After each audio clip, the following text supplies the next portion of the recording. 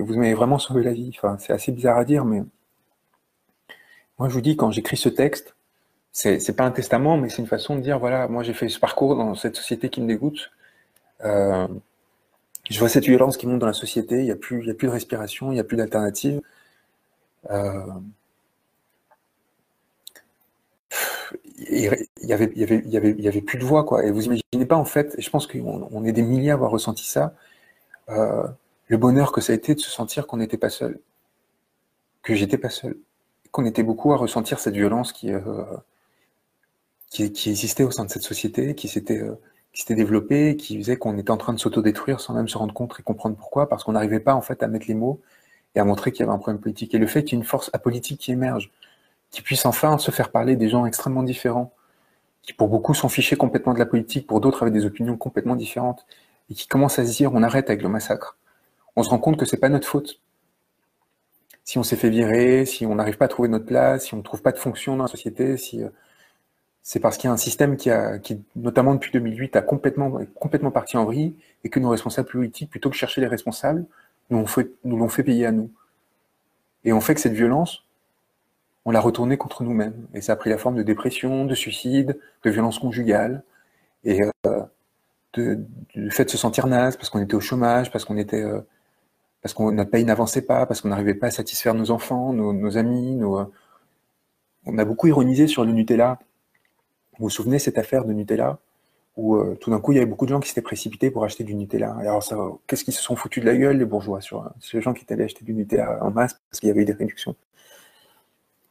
Qu'est-ce que ça disait de désespoir quand même, de personnes qui, parce qu'ils n'arrivaient pas à faire plaisir à leurs enfants depuis des mois, depuis des années, parce qu'ils étaient dans une société où le Nutella était beaucoup plus valorisé symboliquement que le bon plat fait maison par la mère ou le père. Ils ont dû se précipiter parce qu'ils se sont dit, là j'ai peut-être la chance de offrir ce qu'ils pensaient être un peu de dignité, un peu de plaisir à leurs enfants. Peut-être que enfin je vais voir mon image un peu reconstruite et je vais lui permettre de sentir mieux, d'aller à l'école en disant, voilà, j'ai eu accès à quelque chose qui... Vous imaginez ce que ça dit de notre société? Mais à quel point ça aurait dû interpeller les gens, nos décideurs là? À quel point ils auraient dû immédiatement se dire, mais qu'est-ce qui va pas? Comment est-ce qu'on s'en retrouve là?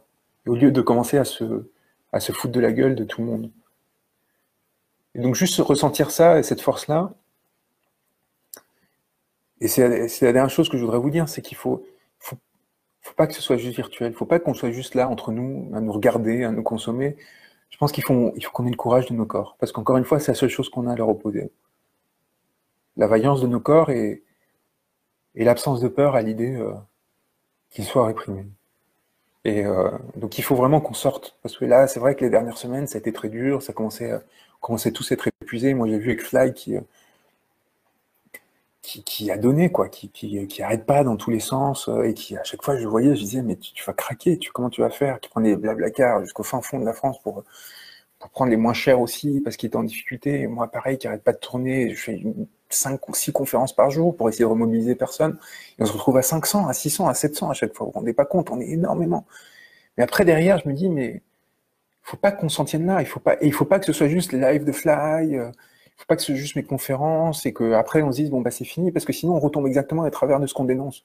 C'est-à-dire on délègue en fait aux autres, à des représentants entre guillemets parce qu'ils seraient plus talentueux ou je sais pas quoi, l'effort à faire pour là la force de notre mouvement c'est encore une fois c'est il faut qu'on horizontalise et qu'on reste à cette horizontalité et qu'on y aille ensemble. Et par contre là en première ligne sans aucun doute. Et s'ils veulent nous tirer dessus, qu'ils me regardent dans les yeux et qu'ils me tirent dessus.